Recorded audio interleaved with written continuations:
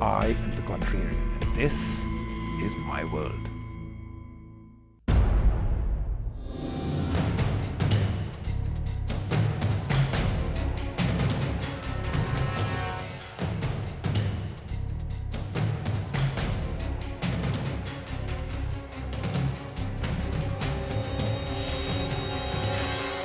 Hi, I'm Balaji, and I'm here to take on Rajiv because I believe the time for M-governance is now.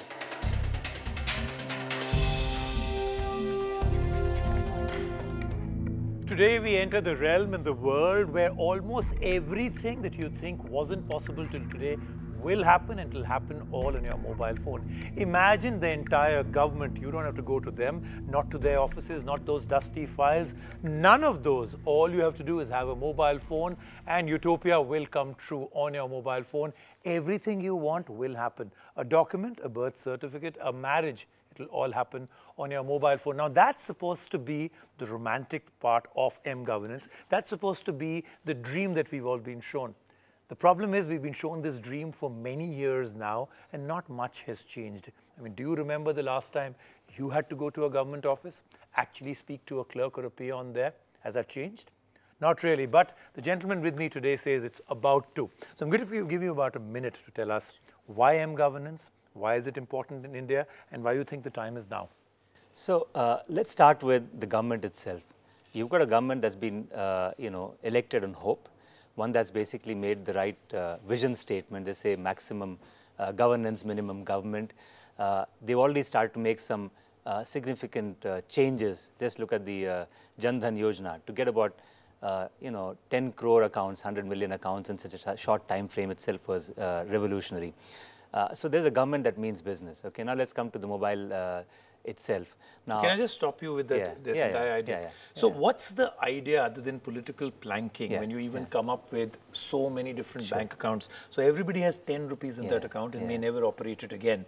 So other than fantastic statistics, unbelievable numbers, and a feel-good factor of, oh my God, so many bank accounts, what else did we achieve? It is a start. I always say you need to make beginnings, and the beginnings have to be right, the direction has to be right, and everything else starts to change. Okay. And so from my point of view, when this government talks about JAM, right, it's about Jan Dhan, it talks about Aadhaar, it talks about mobile, is a confluence of these three things. Oh, that's a new, I really actually thought of breakfast right now. Okay, so actually the acronym is JAM now? Yeah, it is about, see, look at it. Isn't that ironical? Because, it usually means you can't move forward, you're stuck, you're in the middle of a traffic jam, and that's the acronym we'll go with? Now, frankly, just look at the individual elements. MAJ would have been better. Oh, maybe. I'm saying rather than get stuck with the acronym itself. But the concept is, you're talking about mobile, which is kind of ubiquitous. You're talking about 950 odd million connections, even assuming that there is, to a certain extent, duplication of dual SIMs, which you're very familiar with. We can say that... That's another show. I'll be calling you back for that one sure. But we know that there's at least, on an average, 2.5 to 3 phones per household. That's an average. Now, obviously, it's not true throughout all households, but that's really what we're talking about. Look at Aadhaar. The enrollments of nearly 700 million. Now, these are very powerful tools. Suddenly, you've got digital identity. Suddenly, it's easier for you to access, information and for establishing identity. And there's government, both center and states that I've seen are starting to talk the languages saying, let's take our governance mobile. The lexicon has to change. The direction has to be set. Things start to happen from that point on. So let's get this. So M-governance. I mean, the dream is that I'll pick up my mobile phone. I may have apps or a app for all M-governance.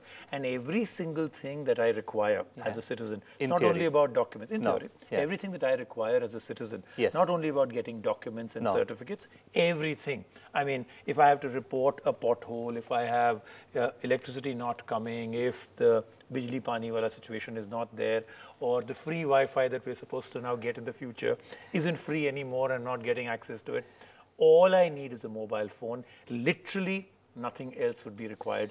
Is that M-governance, or do you see it even more detailed than that? So you start with governance, okay, then you mobilize it.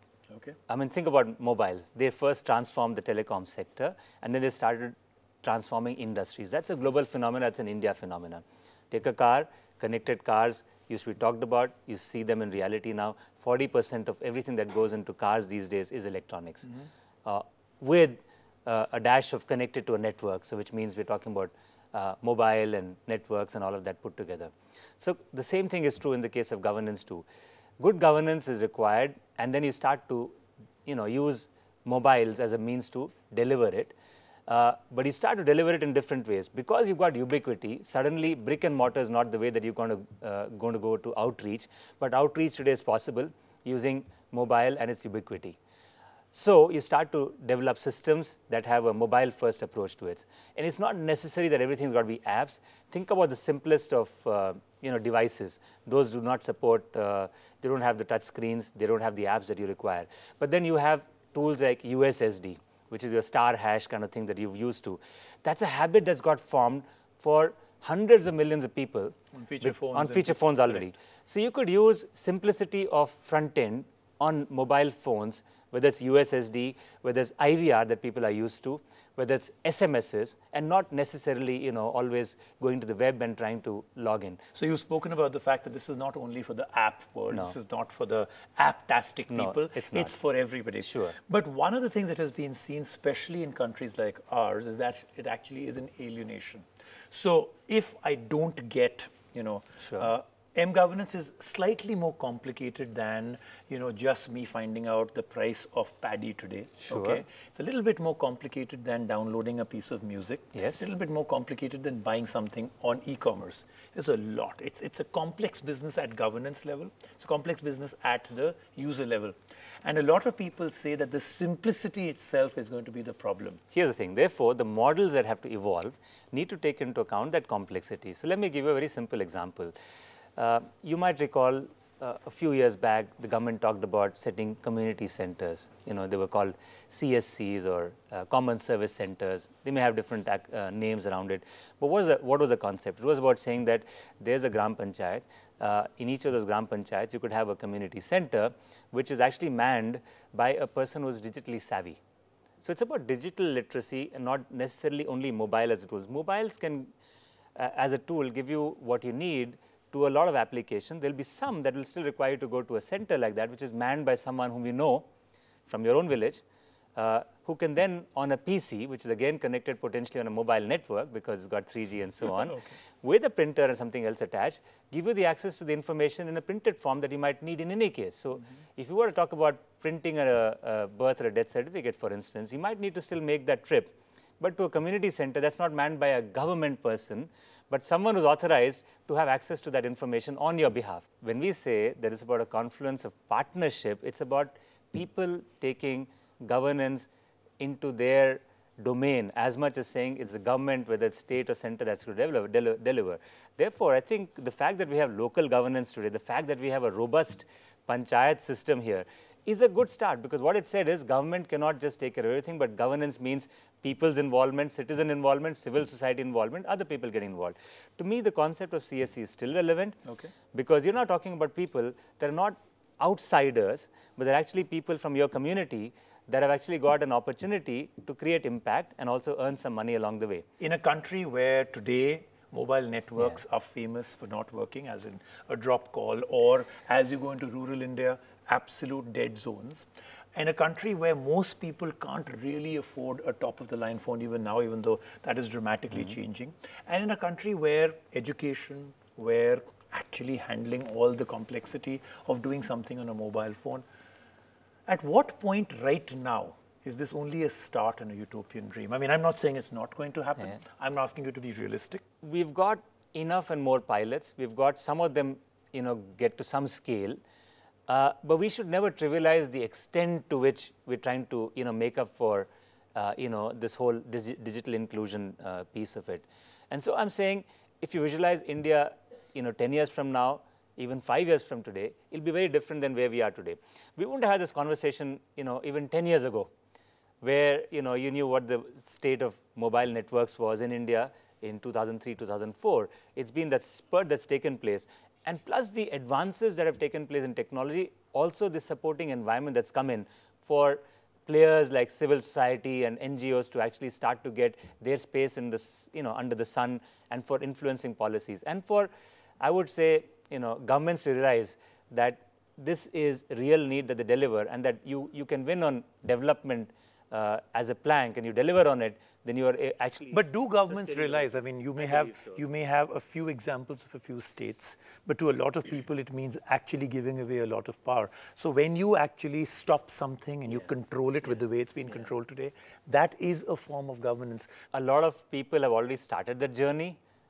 Some will get it the hard way. I'm just saying that the journey has begun well, and I do believe that people will realize that what they're doing is actually creating value not for themselves, but for a larger cause, which is India and Bharat put together. Okay, great. As always, it's always a pleasure talking to you, and especially about M-governance, something I feel very strongly about. So thank you so much. Great to have you on the show. Thank you, Rajiv. And if you're watching out there, and before the show started, M-governance was, oh my God, I can't go through that boring word again. If you've truly understood what it could mean for the country, what it could mean to people that have not had the opportunities that you have right now, this is a game changer. We're glad there is somebody out here that's championing the cause. We'll see you next week right here on The Contrarian.